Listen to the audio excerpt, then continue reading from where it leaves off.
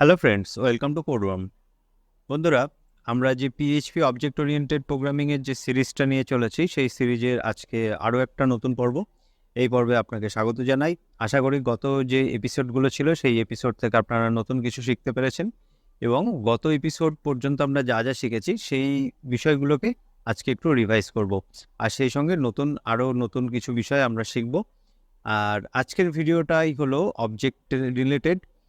আমাদের মোটামুটি একটা র্যাপ আপ টাইপের, মানে আমরা এখানে কমপ্লিট করছি আগামীকাল থেকে বা আগামী পর্ব থেকে আমরা একটা ইউজার ডিফাইন অবজেক্ট কীভাবে বানাতে হয়, অর্থাৎ আমরা নিজেরা অবজেক্ট বানিয়ে তারপরে সেখানে বিভিন্ন মেথড, বিভিন্ন প্রপার্টিস সেগুলোকে বানিয়ে সেগুলোকে অ্যাক্সেস করার চেষ্টা করব। ঠিক আছে, তো আজকে আমাদের মোটামুটি অবজেক্ট রিলেটেড যা যা ক্লাস আছে সেটা কমপ্লিট হয়ে যাবে। তো চলুন শুরু করি। তো আমি আজকে তেমন বেশি কিছু কোড করব না, কারণ কোড লিখে শুধু শুধু সময় নষ্ট করার কোনো মানেই হয় না। আমরা পুরো জিনিসটাকে যেহেতু রিভাইজ করছি, তো আমি অলরেডি এখানে লিখে রেখেছি, সেই জিনিসগুলো নিয়ে একটু ডিসকাস করে নেব। আপনাদের যদি কোনো রকমের কোনো কনফিউশন থাকে আমাকে কমেন্ট বক্সে জানাবেন, আমি সেখানে তার উত্তর দেওয়ার চেষ্টা করব। ওকে, অথবা যদি আমাকে আরেকটা ভিডিও বানানোর প্রয়োজন হয় আপনার কমেন্টের জন্য, তো আমি আরেকটা নতুন করে ভিডিও বানিয়ে নেব, তো কোনো অসুবিধা নেই। আচ্ছা, দেখুন, সবার প্রথমে আমরা কি করেছিলাম, আমরা নতুন যে একটা প্রপার্টি একটা অ্যাড করব একটা ক্লাসের মধ্যে। তো অর্থাৎ এখানে আমি ক্লাস বলছি এই কারণেই, কারণ আমরা আলটিমেটলি ক্লাস একটা টেমপ্লেট তৈরি করব ক্লাসের মাধ্যমে। তো সেই টেমপ্লেটটা কি, কেন, আমরা আগামী ভিডিও থেকে দেখব। তো এই মুহূর্তে মনে রাখুন যে আমরা একটা টেমপ্লেট তৈরি করব। ঠিক আছে, তো সেই টেমপ্লেটটা ক্লাস কিওয়ার্ডটা ইউজ করে আমরা তৈরি করব। তার মধ্যে গিয়ে কিন্তু আমরা বিভিন্ন প্রপার্টিস, বিভিন্ন মেথড ডিফাইন করে আসব।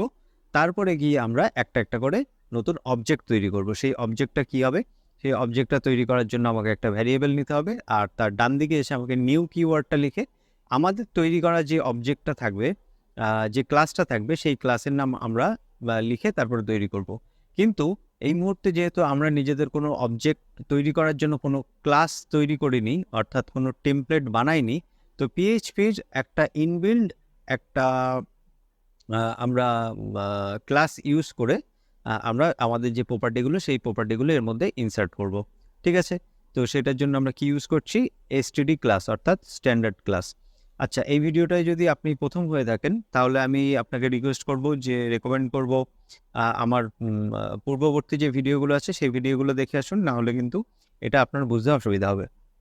আচ্ছা, তারপর আমরা কি করেছিলাম, যে নেম নামে একটা প্রপার্টি, আপনি ভ্যারিয়েবল মনে করতে পারেন, কোনো অসুবিধা নেই। একটা নেম নামে প্রপার্টি, ঠিক যেমন আমরা অ্যারের মধ্যে সেট করি না, অনেকটা সেরকম, কিন্তু এখানে সিনট্যাক্সটা একটু ডিফারেন্ট, সেটা খেয়াল রাখবেন। যে এখানে আমরা কিন্তু এরকম একটা অ্যারো বা তীর চিহ্ন ইউজ করছি, আর এর মাঝখানে কোনো স্পেস ইউজ করছি না, তাহলে কিন্তু এরর আসবে।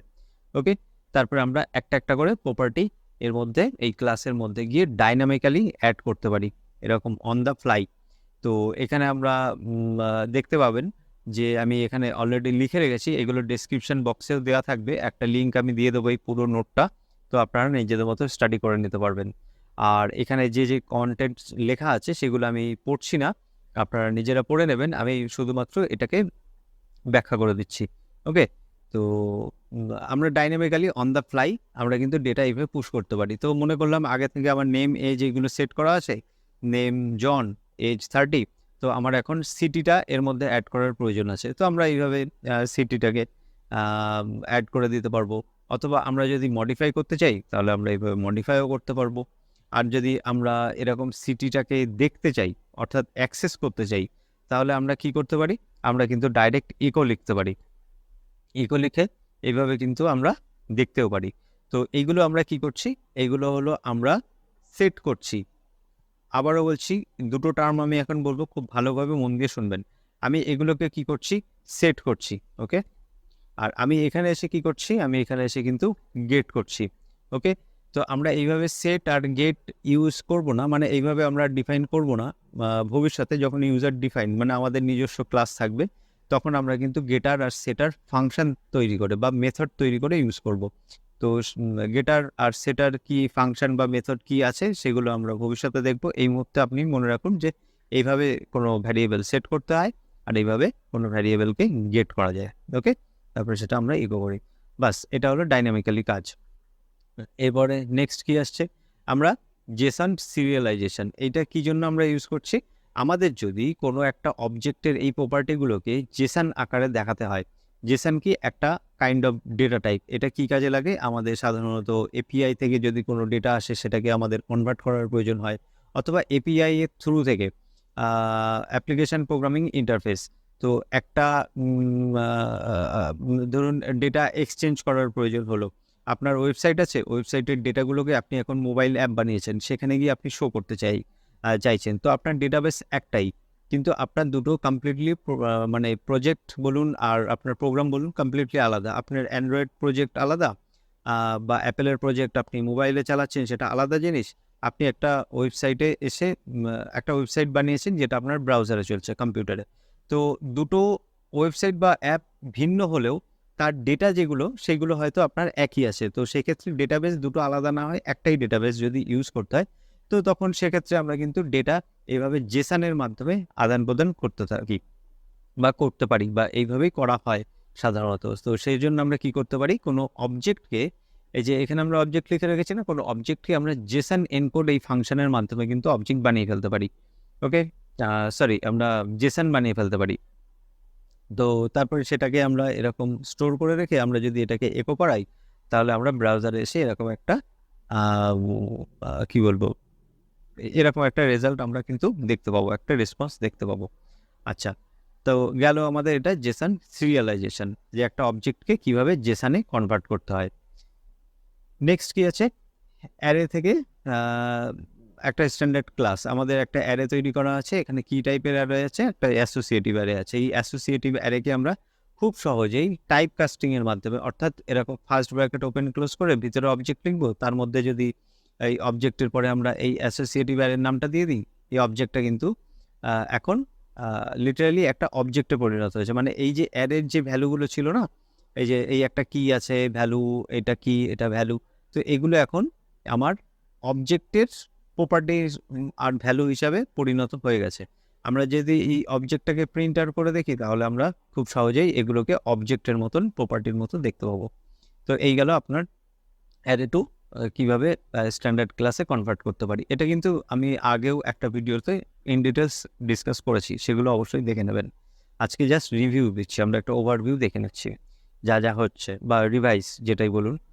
আচ্ছা, নেক্সট আমরা সিরিয়ালাইজেশন করবো আর আনসিরিয়ালাইজেশন করবো। এটা খুব ইম্পর্ট্যান্ট একটা বিষয়। এটা কি, আমরা কোনো এরকম অবজেক্টের যে প্রপার্টিগুলো আছে, সেই প্রপার্টিগুলোকে আমরা কি করতে পারি, সিরিয়ালাইজ করে ফেলতে পারি। ঠিক আছে, সিরিয়ালাইজ করার অর্থ হলো এরকম একটা স্ট্রিং, যে স্ট্রিংটা আমি এখানে দেখাচ্ছি আপনাকে। দেখুন, এরকম টাইপের একটা স্ট্রিং হিসাবে আমরা সেভ করে রাখতে পারি আমাদের যে প্রপার্টির যে ভ্যালুগুলোকে, সেই প্রপার্টি আর ভ্যালুগুলোকে আমরা এরকম স্ট্রিং টাইপের সেভ করে রাখতে পারি।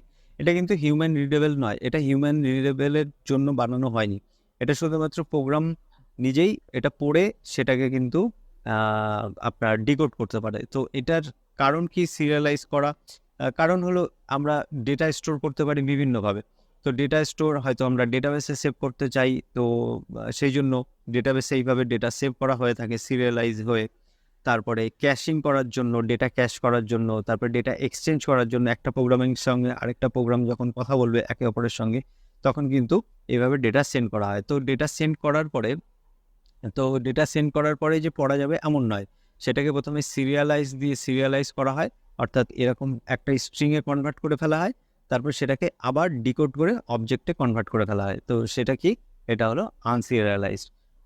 তো আশা করি বোঝা যাচ্ছে যে আমি বিষয়টা কি বলতে চাইছি। দেখুন, ডেটা টাইপগুলো না জাম্প করতে পারে, একটা নিজের রূপ থেকে আরেকটা রূপে নিজেকে বদল করে ফেলতে পারে। অ্যারে কখনো অবজেক্ট হয়ে যেতে পারে, অবজেক্ট কখনো অ্যারে হয়ে আসতে পারে, বা আবার কোনো অবজেক্টে আমরা জেসন বানিয়ে ফেলতে পারি, আবার কোনো অ্যারেকে জেসন বানিয়ে ফেলতে পারি। ঠিক আছে, তো এরকম কাইন্ড অফ থিং আপনাকেও এইভাবে কিন্তু ফ্লেক্সিবল হতে হবে। ডেটাকে যখন যে ডেটা যেভাবে আমরা পাচ্ছি ডেটাবেসের থেকে, সেটাকে সেইভাবে কনভার্ট করে নিয়ে আমাদের প্রয়োজন অনুযায়ী কিন্তু ব্যবহার করতে হবে। এই ব্যাপারে আপনাদের কিন্তু ফ্লেক্সিবল থাকতে হবে, আর এই সমস্ত ফাংশনের ব্যাপারে আপনার নলেজ থাকতে হবে। আচ্ছা, তারপরে এবার নেক্সট কি আছে, নেক্সট আছে ক্লোনিং করার। অর্থাৎ আপনার একটা অবজেক্ট অলরেডি রয়েছে, সেই অবজেক্টের মধ্যে প্রপার্টি আছে আর ভ্যালু আপনার সেট করা আছে এরকমভাবে। তো আপনি এটাকে একটা কপি পেস্ট করে আরেকটা নতুন জিনিস তৈরি করে ফেলতে চাইছেন, মানে একটা অবজেক্ট অলরেডি রয়েছে, এটাকে একটা কপি বানাতে চাইছেন, মানে সাদা বাংলায় যাকে বলে। তো আপনি কি করবেন, শুধুমাত্র এই যে ক্লোন যে একটা কিওয়ার্ড আছে, এটার মাধ্যমে আপনি কিন্তু খুব সহজেই এটার একটা কপি বানিয়ে ফেলতে পারবেন। ওকে, তো এটা গেল ক্লোনিং। তারপর নেক্সট কি আছে, প্রপার্টি এক্সিস্টেন্স। এবার মনে করুন যে এই প্রপার্টি আপনার সেট করা আছে, এই একটা অবজেক্ট বানিয়েছেন, এই অবজেক্টের মধ্যে নেম সেট করেছেন গ্রেস বলে।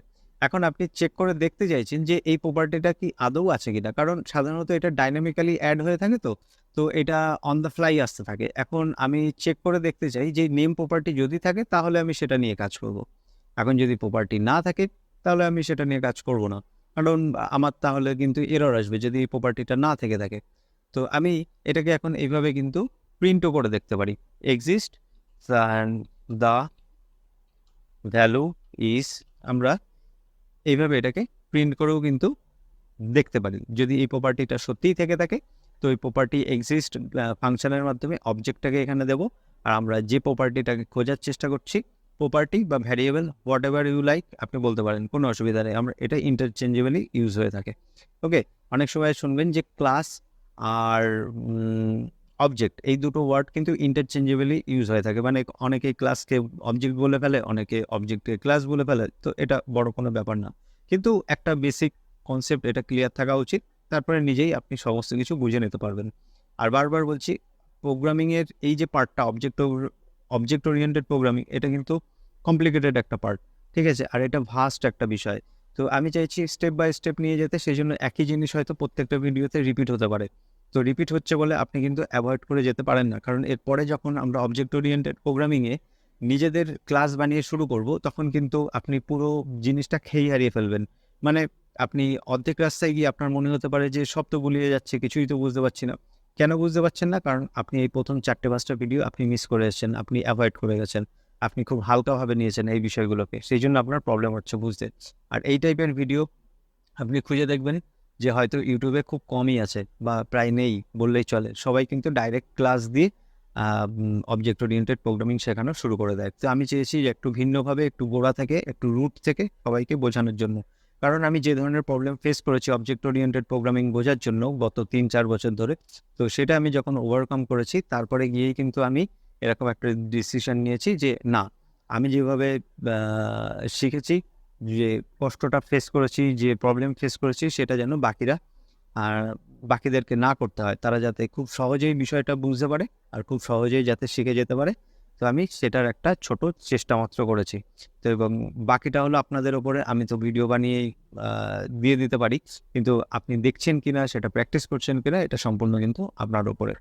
ওকে, আচ্ছা, লাস্ট আমাদের কি, প্রপার্টি ভিজিবিলিটি। এটা একটা দেখুন, এখানে নিচে কিন্তু কোনো কোড নেই, কারণ এক্ষেত্রে এই যে স্ট্যান্ডার্ড ক্লাস দিয়ে আমরা যে অবজেক্ট বানাই, সেক্ষেত্রে এটা প্রযোজ্য নয়। তো সেইভাবে আমরা দেখাতেও পারবো না কোডটা। আমরা যখন ইউজার ডিফাইন্ড, মানে আমরা নিজেদের মতন কোনো ক্লাস তৈরি করব, অবজেক্ট তৈরি করব, তখন কিন্তু আমরা এই যে প্রপার্টি ভিজিবিলিটির যে টপিকটা, সেটা খুব পরিষ্কারভাবে বুঝতে পারবো। তো আমি সিম্পল এখানে একটা জিনিস বুঝিয়ে দিতে চাইছি যে স্ট্যান্ডার্ড ক্লাসের ক্ষেত্রে অল প্রপার্টিস আর পাবলিক, এই ওয়ার্ডটা কিন্তু মনে রাখুন, এটা কিন্তু বারবার প্রয়োজন হবে, আমাদের প্রতি মুহূর্তে প্রয়োজন হবে। তো প্রত্যেকটা জিনিস পাবলিক, তো এর মানে কি, প্রত্যেকটা জিনিস পাবলিক কথার অর্থ কি, যে এখানে যতগুলো প্রপার্টি আছে না, which means you can access and modify them directly without the need for getter and setter methods. কিছুক্ষণ আগে আমি কিন্তু বলেছি যে গেটার অ্যান্ড সেটার মেথডস, তো এই মেথডসটাকে আপনি ফাংশনও বলতে পারেন, কিছুই যায় আসে না। ওকে, বিষয়টা বোঝা দিয়ে কথা। তো মেথডস আর ফাংশন, প্রপার্টি, ভ্যারিয়েবল, ব্যাস, এই জিনিসগুলো কিন্তু প্রপার্টিস আর ভ্যারিয়েবলস। ওকে, এইগুলো ইন্টারচেঞ্জেবলি ইউজ হয়ে থাকে। তো এখন এই ভিজিবিলিটি ব্যাপারটা কি, এই ভ্যারিয়েবলগুলো আমরা খুব সহজেই কিন্তু অ্যাক্সেস করে নিতে পারি। অ্যাক্সেস করার অর্থ এই ভ্যারিয়েবলগুলোকে খুব সহজেই আমরা ইকো করিয়ে দিতে পারি। তো কারণ কি, এগুলো পাবলিক হয়ে থাকে। পাবলিক হওয়ার অর্থ কি, এগুলো খুব সহজেই অ্যাক্সেস করার জন্য পারমিশন দেওয়া থাকে। সিম্পল কথা, পাবলিকদের উদ্দেশ্যে, মানে আমজনতার জন্য, মানে সবাই, যে কেউ এসে এগুলোকে অ্যাক্সেস করে নিতে পারে খুব সহজেই। তো সেই জন্য এটাকে বলা হচ্ছে পাবলিক। ওকে, তো সেই জন্য এগুলোকে অ্যাক্সেস করা সম্ভব, মডিফাই করার সম্ভব।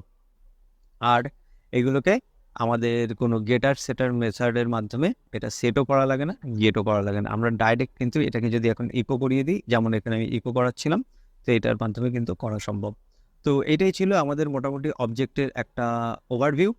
তো আমি এই যে পুরো যে ফাইলটা, এই ফাইলটা আমি ডেসক্রিপশন বক্সে লিঙ্ক দিয়ে দেবো, আপনারা ডাউনলোড করবেন, করে এটা নিয়ে স্টাডি করবেন। ওকে, আর গত যে ভিডিওগুলো আছে সেই ভিডিওগুলো কাইন্ডলি দেখবেন, এক থেকে দেখা শুরু করবেন, আমার প্লে লিস্টে আসবেন সবসময়। আপনারা অনেকেই বলে থাকেন যে ভিডিওগুলো কেন র্যান্ডম আসে, হঠাৎ হঠাৎ এক একটা ভিডিও এক একটা সময় চলে আসে, আমরা বুঝতে পারি না। দেখুন, আপনি প্রোগ্রামার, আপনার কাজটাই হলো খোঁজা, খুঁজে বের করা, রিসার্চ করা, স্টাডি করা। আপনি যদি একটা চ্যানেল থেকে আপনার যে প্রয়োজনীয় ভিডিওটা সেটা প্লে লিস্ট হিসাবে সাজিয়ে দেওয়ার পরেও যদি খুঁজে না পেয়ে থাকেন, তাহলে এটা বলবো যে আপনার বোধহয় প্রোগ্রামিং করাটা ঠিক হচ্ছে না।